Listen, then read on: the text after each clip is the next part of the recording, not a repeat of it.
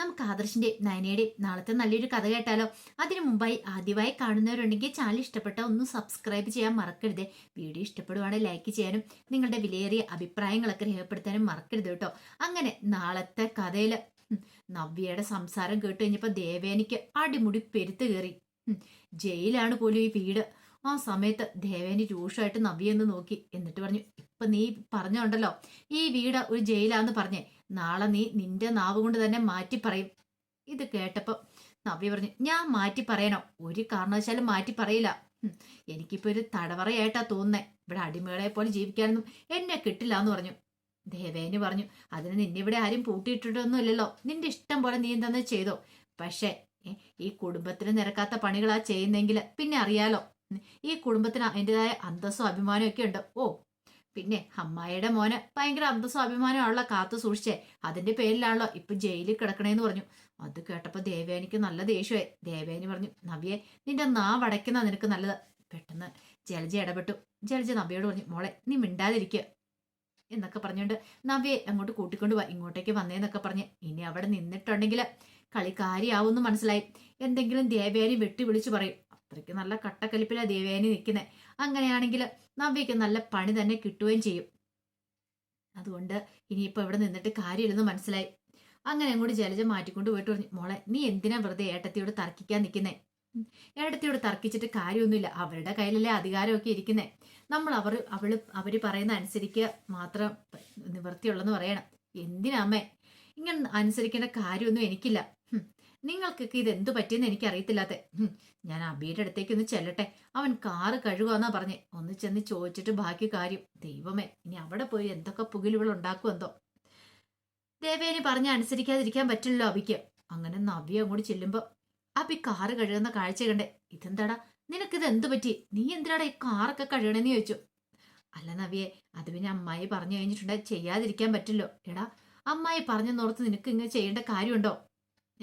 എടാ, നിന്നോട് ഞാൻ പറഞ്ഞിട്ടുണ്ട് ഇതിന്റെ ആവശ്യമൊന്നുമില്ലെന്ന്. ഓ, നിനക്ക് മൂർത്തി ജ്വല്ലറിയിൽ ജോലി ഇല്ലാത്തതുകൊണ്ടായിരിക്കും നീ കാറ് കഴിയുന്ന പണി ഏറ്റെടുത്തിരിക്കുന്നേ. എടാ, ഇതിനേക്കാൾ നല്ല അന്തസ്സുള്ള പണി എം ജ്വല്ലറി നിനക്ക് വാങ്ങിച്ചുതരാം.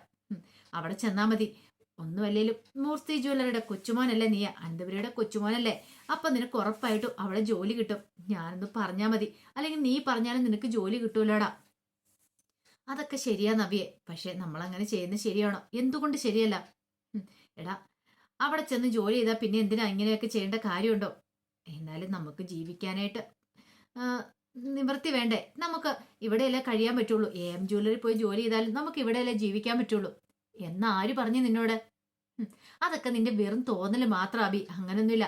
അവിടെ ചെന്ന് ജോലി ചെയ്യുവാണ്, കൈ നിറയെ പൈസ കിട്ടും. പൈസ കിട്ടിയ പിന്നെ നമ്മളിതിന് ഇവിടെ കിടക്കണം. നമുക്ക് വേറൊരു വീടെടുത്ത് മാറി താമസിച്ചൂടെ? അത് നല്ല കാര്യല്ലേ? അബി പറഞ്ഞു, അതിന് കുറെ ചെലവാവൂലേ? ചെലവാകട്ടെ, അതിനല്ലേ നമ്മൾ സമ്പാദിക്കുന്നേ. ദേ, ഞാനിപ്പോ മോഡലിംഗ് രംഗത്തേക്ക് ഇറങ്ങിക്കഴിഞ്ഞു. ഇനിയിപ്പോ ഇഷ്ടംപോലെ പരസ്യങ്ങളും കാര്യങ്ങളൊക്കെ വരും. പിന്നെ നീ ഇങ്ങനെ ആരുടെയും മുന്നിൽ ഇങ്ങനെ ഓച്ചാനിച്ച് നിൽക്കേണ്ട കാര്യമില്ല. അടിമയെ പോലെ നീ അതിനെ അടിമക്കണ്ണൊന്നും അല്ല.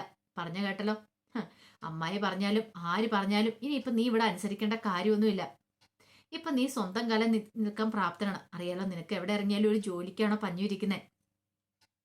അബി പറഞ്ഞ്, തൽക്കാലത്തേക്ക് ഇങ്ങനെ ഇങ്ങോട്ട് പോട്ടെ. നമ്മൾ ഇവിടെ നിന്ന് ഇറങ്ങിയിട്ടുണ്ടെങ്കിൽ എങ്ങനെയാ കാര്യങ്ങൾ ശരിയാന്നേ. ഒന്നാമത്തെ കാര്യം, ആദർശേട്ടൻ ഇപ്പം ജയിലായ സമയത്ത് നമ്മൾ ഇവിടെ തന്നെ വേണം നവ്യെ. ഇവിടുത്തെ കാഴ്ചകളൊക്കെ നമുക്ക് കാണണ്ടേന്ന് ചോദിക്കുക. സന്തോഷമുള്ള ദിവസങ്ങളല്ലേ നമുക്ക് വരാൻ പോകുന്നതെന്ന് ചോദിച്ചു. അത് കേട്ടപ്പോൾ നവ്യക്ക് ഇത്തിരി സന്തോഷമായി. ഓ, രക്ഷപ്പെട്ടു എന്നൊരു ചിന്തയായിരുന്നു നവ്യയുടെ മനസ്സിൽ. ആ സമയത്ത് നയന നേരെ മുത്തശ്ശന്റെ അടുത്തേക്ക് വെല്ലുവാണ്. മുത്തശ്ശന്റെ അടുത്ത് എന്നിട്ട് തന്റെ വിഷമങ്ങളൊക്കെ പറയാണ്. അപ്പോഴേക്കും മുത്തശ്ശൻ പറഞ്ഞു, മോള് പേടിക്കൊന്നും വേണ്ട, അവനൊന്നും സംഭവിച്ചിട്ടൊന്നുമില്ല, മോള് ധൈര്യമായിട്ടിരിക്കുക, അവൻ മോളെ വിളിക്കൂന്നൊക്കെ പറയാണ്. ഇത് കേട്ടപ്പോൾ നയന പറഞ്ഞു, അല്ല മുത്തശ്ശ, വിളിച്ചിട്ടില്ലല്ലോ. വിളിക്കും, നീ ധൈര്യമായിട്ടിരിക്കുക, ഞാനല്ലേ പറയണേ. മുത്തശ്ശൻ പറഞ്ഞാൽ പിന്നെ നയനയ്ക്കൊരു വിശ്വാസവും കാര്യങ്ങളൊക്കെ ഉണ്ട്. പിന്നെ ഇവിടെയുള്ളവരൊക്കെ പലതും പറഞ്ഞെന്നിരിക്കും, കുറ്റപ്പെടുത്തി നോക്കിയോ ഇരിക്കും. മോളൊന്നും ഓർത്ത് വിഷമിക്കണ്ട കേട്ടോ. അറിയാലോ, ജലജയുടെ അബിയുടെ നവ്യയുടെ ഒക്കെ കാര്യം അറിയാലോ. ഒരാപത്ത് കിട്ടാൻ വേണ്ടി കാത്തിരിക്കും അവര്. ബാക്കി ആദർശന് ഒരു ആപത്ത് സംഭവിച്ചെന്ന് പറഞ്ഞാൽ അവരെല്ലാം കൈകൊട്ടി ചിരിക്കുള്ളൂ. ഇത് കേട്ടുകഴിഞ്ഞപ്പോ നയന് പറഞ്ഞു, അതല്ല, ഇപ്പോഴാണെങ്കിലും ചേച്ചി എം ജ്വല്ലറിക്ക് വേണ്ടിയിട്ട് പരസ്യത്തിലൊക്കെ മോഡലായിട്ട് അഭിനയിക്കാൻ പോകുന്നേ. ഒരുപക്ഷെ ചേച്ചി സത്യങ്ങൾ അറിഞ്ഞില്ലെങ്കിൽ ഇനി ഇതിങ്ങനെ തന്നെ മുന്നോട്ട് പോകാൻ മുത്തശ്ശ. സത്യങ്ങളൊക്കെ എങ്ങനെയും പറയാതെ മുന്നോട്ട് പോകാൻ പറ്റില്ല എന്ന് പറയണം. മുത്തശ്ശൻ പറഞ്ഞു, ഒരു പക്ഷേങ്കിൽ അബിയുടെ കാര്യങ്ങൾ അവൻ്റെ സ്വഭാവത്തെക്കുറിച്ച് നമുക്ക് തുറന്നു പറയായിരുന്നു. പക്ഷെ നമ്മളോടൊപ്പം നിൽക്കുന്ന ഒരാളായിരുന്നെങ്കിൽ ഈ സത്യങ്ങളൊക്കെ അറിഞ്ഞു കഴിഞ്ഞിട്ടും മോളെ പോലെ ഒതുങ്ങി നിൽക്കുന്ന ഒരു പെൺകുട്ടിയായിരുന്നെങ്കിൽ നമുക്ക് അങ്ങനെ ചെയ്യായിരുന്നു. പക്ഷെ നവ്യ ഇത് അറിഞ്ഞിട്ടുണ്ടെങ്കിൽ അബിയെ വെറുതെ വിടുമെന്ന് തോന്നുന്നുണ്ടോ? പിന്നെ നവ്യ എന്തൊക്കെയാ കാണിച്ചു കൂട്ടുന്നതെന്ന് അവൾക്ക് പോലും അറിയത്തില്ല. അവളുടെ സ്വഭാവം വെച്ച് അവളോട് ഈ കാര്യങ്ങളൊന്നും പറയാൻ പറ്റില്ല. അല്ലെങ്കിൽ അവളോട് സത്യങ്ങളൊക്കെ തുറന്നു പറയായിരുന്നു. നയന പറഞ്ഞു, അതൊക്കെ അറിയാം മുത്തശ്ശ. പക്ഷേ ഇതിപ്പോ ചേച്ചി അറിഞ്ഞില്ലെങ്കിൽ ഇത് എവിടം വരെ എത്തുമെന്ന് അറിയത്തില്ല കാര്യങ്ങള്. മുത്തശ്ശൻ പറഞ്ഞു, നമുക്ക് നോക്കാം. ഒരു നിവൃത്തി ഇല്ലാതെ വന്നിട്ടുണ്ടെങ്കിൽ നബിയോട് സത്യങ്ങളൊക്കെ തുറന്നു പറയണം. ഇതിനി ഇങ്ങനെ മുന്നോട്ട് കൊണ്ടുപോകാൻ പറ്റില്ല.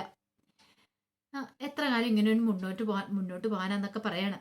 അങ്ങനെ മുത്തശ്ശൻ അങ്ങോട്ട് കയറിപ്പോയി. ഈ സമയത്ത് നയനയ്ക്ക് നല്ല ടെൻഷൻ ഉണ്ടായിരുന്നു. ഇതുവരെയായിട്ട് ആദർശേട്ടനെ കുറിച്ച് ഒരു വിവരം കിട്ടിയിട്ടില്ല.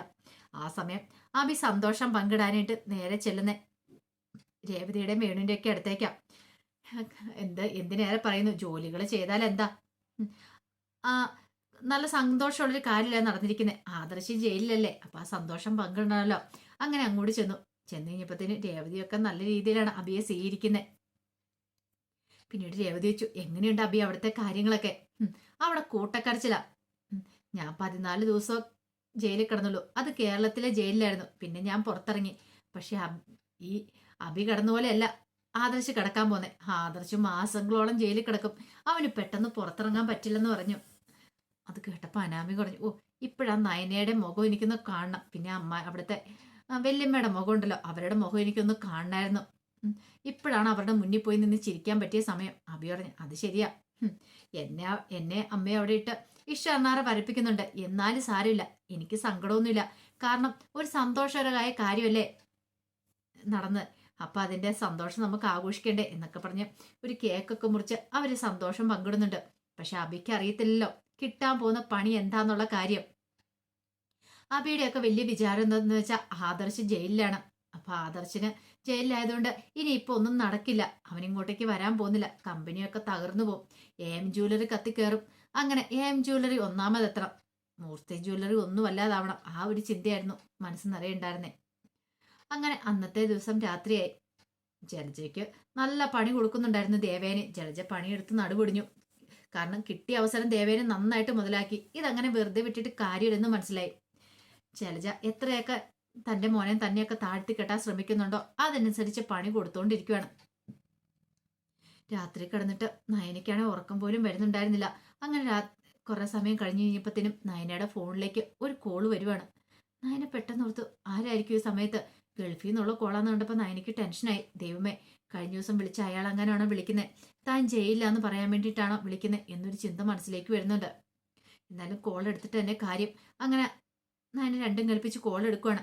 അങ്ങേ തലക്കിൽ ആദർശായിരുന്നു. നയന ഒട്ടും പ്രതീക്ഷ കാര്യമില്ല. ആദർശായിട്ടെന്ന് വിളിച്ചിട്ട് ഒറ്റ കരച്ചിലായിരുന്നു നയന. ഈ സമയത്ത് ആദർശ് പറഞ്ഞു, എന്തിനാ കരയണേ? കരയല്ലേ എന്നൊക്കെ പറയണം. അപ്പോഴേക്കും നയന പറഞ്ഞു, ആദർശേട്ടൻ ഇത് എവിടെയാ? ആദർശേട്ടൻ ജയിലിലാന്നൊക്കെ അറിയാൻ കഴിഞ്ഞ്. എന്ത് പറ്റി ആദർശേട്ടാ? എനിക്കറിയില്ല. ആദർശേട്ടൻ ജയിലിലാന്ന് പറഞ്ഞ് ഞങ്ങൾ ആകെപ്പാടെ വിഷമത്തിലാന്ന് പറഞ്ഞു. ആദർശ് പറഞ്ഞു, എനിക്കൊന്നും സംഭവിച്ചിട്ടൊന്നുമില്ല. ജയിലിൽ പോകേണ്ടതായിരുന്നു ഞാൻ. അങ്ങനെ കുറെ പ്രശ്നങ്ങളും കാര്യങ്ങളൊക്കെ ഉണ്ടായിരുന്നു. പക്ഷെ എനിക്ക് എന്താണെങ്കിലും ഊരിപ്പോരാനായിട്ട് പറ്റി.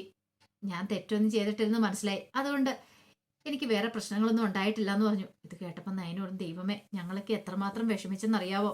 അമ്മയും ഞാനും ഒക്കെ ഭയങ്കര സങ്കടപ്പെട്ടിരിക്കുമായിരുന്നു. സാരമില്ല, പോട്ടെ, ഞാൻ വിളിച്ചല്ലോ. ആദർശേട്ടൻ എത്രയും പെട്ടെന്ന് ഇങ്ങോട്ടേക്ക് വരണം. എനിക്ക് ആദർശേട്ടനെ കാണണം. എനിക്ക് കാണാതിരിക്കാൻ പറ്റില്ല എന്ന് പറയണം. ആദർശം ഇവിടുത്തെ തിരക്കുകളും കാര്യങ്ങളൊക്കെ ഏകദേശം ഒതുക്കിക്കൊണ്ടിരിക്കുക. എത്രയും പെട്ടെന്ന് ഇവിടുത്തെ പ്രശ്നങ്ങളൊക്കെ മാറ്റിയിട്ട് ഞാൻ അങ്ങോട്ട് വരാം. പിന്നെ ഒരു കാര്യമുണ്ട്, തൽക്കാലത്തേക്ക് ഞാൻ വിളിച്ച കാര്യം ആരോടും പറയണ്ടെന്ന് പറയണം. ഇത് കേട്ടപ്പോൾ നയനോട് പറഞ്ഞു, അതെന്താ? തൽക്കാലം ആരും അറിയണ്ട ഞാൻ വിളിച്ചെന്നുള്ള കാര്യം. അബിയും പിന്നെ അമ്മായിയൊക്കെ ഭയങ്കര സന്തോഷത്തിലായിരിക്കും ഇരിക്കുന്നത്. അല്ല, അബിയും അപ്പച്ചിയൊക്കെ ഭയങ്കര സന്തോഷത്തിലായിരിക്കും. അവരങ്ങനെ തന്നെ ഇരിക്കട്ടെ. ഇത് കേട്ട് കഴിഞ്ഞപ്പോഴത്തേനും നയന പറഞ്ഞു, അതെ, അവരൊക്കെ ഭയങ്കര സന്തോഷത്തില. ആദർശേട്ടൻ ജയിലിലാന്നുള്ളത് സന്തോഷത്തില. അതങ്ങനെ തന്നെ ഇരിക്കട്ടെ എന്ന് പറയണം. നയനയ്ക്ക് പോയ ജീവൻ തിരികെ കിട്ടിയതുപോലെ ഭയങ്കര ടെൻഷനായിരുന്നു. പക്ഷെ ഒടുവിൽ ആദർശ് വിളിച്ചല്ലോ എന്നൊരു ചിന്ത. പിന്നീട് നയന ചെന്ന് ഈ സന്തോഷ വാർത്ത ദേവേനോട് പറയുന്നുണ്ട്. ദേവേനയ്ക്കും ഭയങ്കര സന്തോഷമായി. എന്തൊക്കെ പ്രാർത്ഥനകളും വഴിപാടുകളൊക്കെ നടത്തിയത്. പ്രശ്നങ്ങളൊക്കെ സോൾവ് ആയല്ലോ. മുത്തശ്ശനോട് എന്ന് പറഞ്ഞപ്പോൾ മുത്തശ്ശൻ പറഞ്ഞു, ഞാൻ ഈ കാര്യങ്ങൾ അറിഞ്ഞായിരുന്നു. പിന്നെ മോൻ നേരിട്ട് മോളെ വിളിക്കാന്ന് പറഞ്ഞുകൊണ്ടാ ഞാൻ പിന്നെ പറയാതിരുന്നേന്ന് പറഞ്ഞു. പ്രശ്നങ്ങളൊക്കെ ഉണ്ടായിരുന്നു. പ്രശ്നങ്ങളൊക്കെ അങ്ങനെ സോൾവ് ആയെന്ന് പറയാണ്. ഇത് കേട്ട് കഴിഞ്ഞപ്പോഴത്തേനും നയനയ്ക്ക് സന്തോഷമായി. നയന പറഞ്ഞു ഇനിയിപ്പോൾ ആദർശേട്ടന് കുഴപ്പമൊന്നും ഇല്ലല്ലേ, അവനൊരു പ്രശ്നം ഉണ്ടാകാൻ പോകുന്നില്ല, മോള് ധൈര്യമായിട്ടിരിക്കുക എന്നൊക്കെ പറഞ്ഞുകൊണ്ട് നയനെ ആശ്വസിപ്പിക്കുന്നുണ്ട്. അപ്പൊ അതിന്റെ വിശേഷങ്ങളാണ് കാണാൻ പോകുന്നത്. ഇനിയിപ്പോൾ ആദർശ് വരും, 8ന്റെ പണിയാണ് കിട്ടാൻ പോകുന്നത്, അഭിക്കിട്ടും ജലജക്കിട്ടും ഒക്കെ. അതിന്റെ വിശേഷങ്ങൾക്കായി നമുക്ക് എല്ലാവർക്കും കാത്തിരിക്കാട്ടോ. ഒരിക്കൽ കൂടി എല്ലാവർക്കും ശുഭരാത്രി നേർന്നുകൊണ്ട് നിർത്തുന്നു.